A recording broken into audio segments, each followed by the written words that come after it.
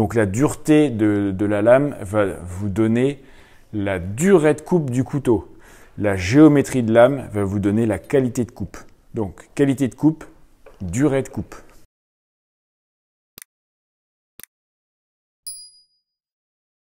Eh bien, bonjour à tous, bienvenue à la coutellerie champenoise.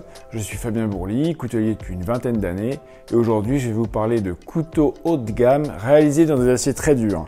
Et pour ces couteaux-là, ça va souvent être, une fois de plus, des couteaux de cuisine japonais. Les aciers, qu'est-ce qui va donner la dureté de l'acier? D'abord, sa composition chimique, puisqu'un acier c'est grossièrement fer plus un petit peu de carbone et cette dose de carbone, plus elle augmente, plus on va avoir une grande dureté de lame. Et donc, si on schématise, une grande capacité et une durée de coupe. À savoir que plus on a de carbone, plus la lame est cassante, mais plus elle coupe. Alors, tout est une question de compromis. Avoir beaucoup de carbone, c'est bien. Actuellement, je considère que l'acier référence a 1% de carbone. Donc, beaucoup de fer, 1% de carbone et à peu près 15% de chrome qui va donner l'inoxydabilité. Alors ici, aujourd'hui, je vous parle que d'acier inox avec des duretés exceptionnelles.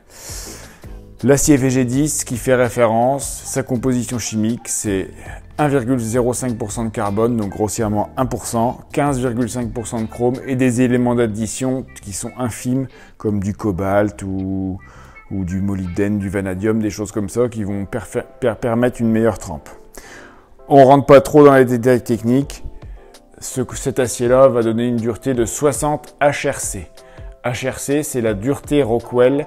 C'est l'échelle de valeur de la mesure de la dureté de l'acier. À ce niveau-là, vous avez un couteau d'excellente qualité. Alors, sur les aciers de compromis, comme l'acier VG10, qui est utilisé sur la plupart des couteaux japonais haut de gamme, et sur cette dureté de 60 HRC, on va avoir des couteaux qui sont encore plus durs, et donc plus performants, mais aussi parfois peut-être un peu plus fragiles en cas de mauvaise utilisation. Et on va avoir des couteaux qui sont plus tendres, donc qui vont moins bien couper, moins longtemps en tout cas. C'est aussi une question de démarche philosophique. Par exemple, en Europe, on a des couteaux qui sont en général à 57-58 HRC. Alors ici, je vous ai fait une sélection que des aciers qui sont au-dessus en niveau dureté de l'acier VG10 avec l'acier SGPS, qui est un acier issu de la métallurgie des poudres. L'acier SLD, qui est l'équivalent de ce qu'on appelle en Europe l'acier D2, qui est un semi-inox, mais qui est excellent, ici sur un Yamamoto forgé. L'acier HAP40, qui est extrêmement dur, 64-65 HRC, qui est un acier à outillage et qui sont issus de la métallurgie des poudres aussi, et qui est pensé pour travailler à chaud, c'est-à-dire pour fabriquer des fraises, des choses qui tournent, des forêts, des choses comme ça. La plupart des aciers à outillage qui ont une dureté très grande sont des aciers ce qu'on appelle rapides, qui sont faits pour rester durs, y compris à haute température. Mais ils ont une très bonne résistance à l'érosion, donc ça fait d'excellents couteaux. Et là, j'ai 4 pépites. Qui sont faits dans des aciers extrêmement durs.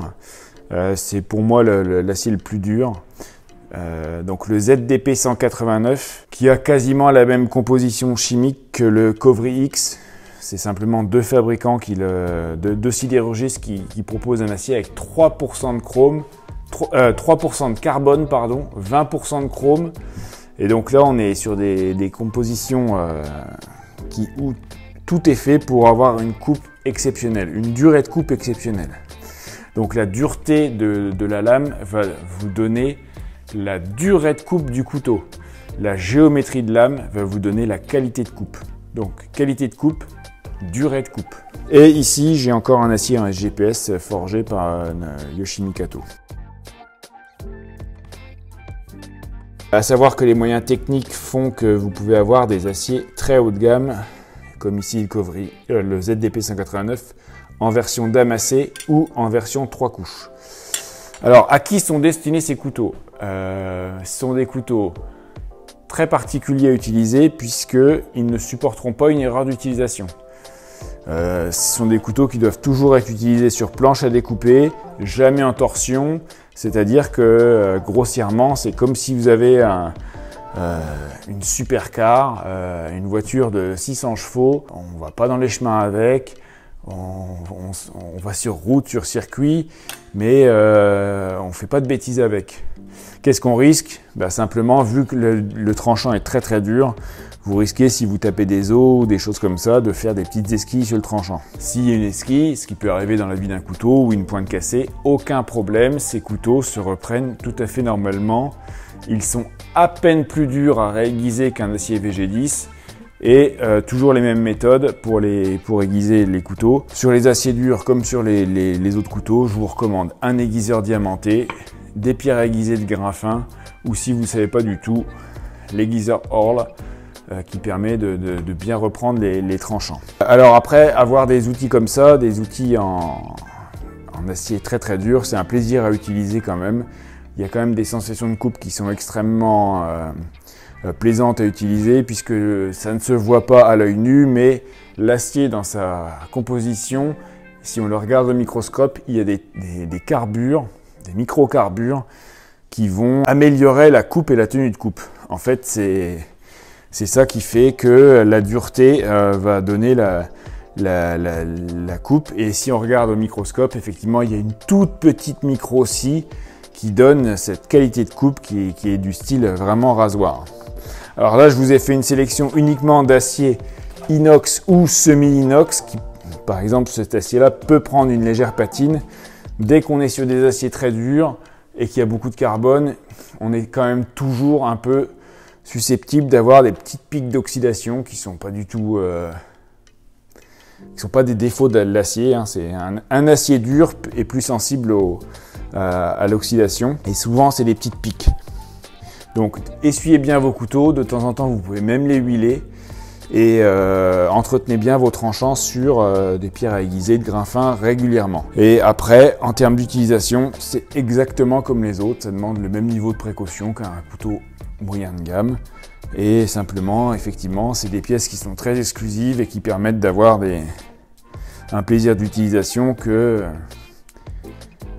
et une efficacité d'utilisation qui est quand même indéniable. Voilà, donc on essaie toujours d'avoir des belles pièces comme ça. Là, je ne vous ai parlé que de couteaux en acier inox. Il y a aussi les fameux aciers Hitachi, White, Blue Pepper Steel, numéro 1, numéro 2. On pourra faire une autre version.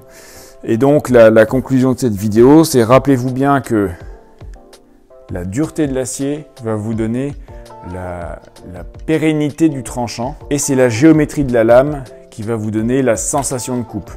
Donc, acier dur plus bonne géométrie de lame sera toujours un bon couteau.